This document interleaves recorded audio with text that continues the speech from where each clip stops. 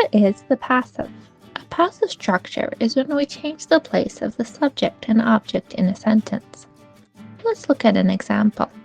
Let's say we have the sentence, she grates cheese. Here we have a person doing the action with the pronouns she, so that is our subject, and we have the object, the thing that is being grated, the cheese. But sometimes the object is more important than the person doing the object. Maybe we want to focus on the cheese, not the person. If we want to put more emphasis on the cheese, we can use the passive structure. So we move the cheese to the beginning of the sentence, and then we change the verb. The passive verb structure has two parts, be and the past participle. The be verb takes all of the tense information and changes according to the tense. The past participle, also known as verb 3, never changes. So here we have present simple, so the verb be becomes is, and the past participle stays as graded. The cheese is grated. Okay, now let's look at some different tenses, and notice how the be verb changes, but the past participle stays the same. So for example, we have present continuous. She is grating the cheese. It becomes the cheese is being grated. Past simple, we have she grated the cheese. That becomes the cheese was grated. Past continuous, we have she was grating the cheese. Becomes the cheese was being grated.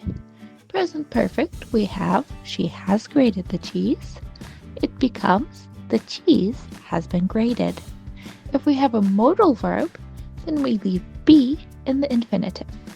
So for example, we have she should grate the cheese. That becomes the cheese should be grated.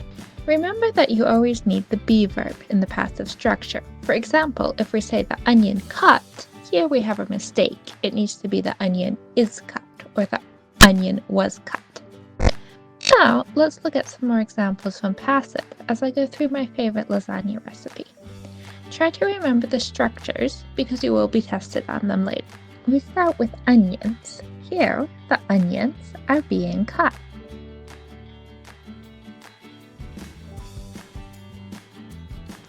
Three whole onions were cut.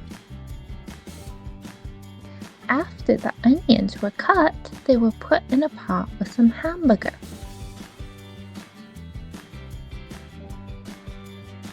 While that is cooking, 800 grams of zucchini should be grated.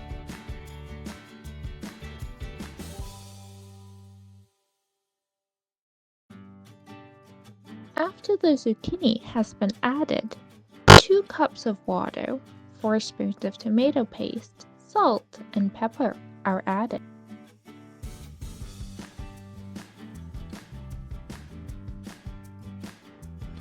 Now the noodles are being arranged.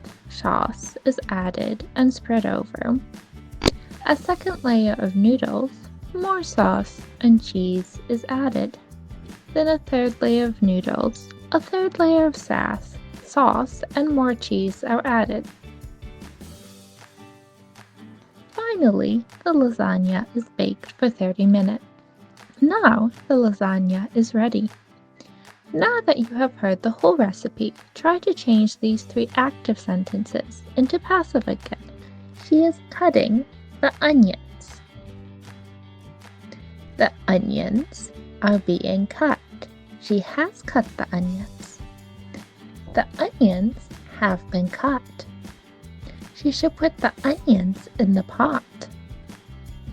The onions should be put in the pot. Now it's your turn. Tell me your favorite recipe in the comment section. Remember to use the passive to emphasize the importance of the ingredient.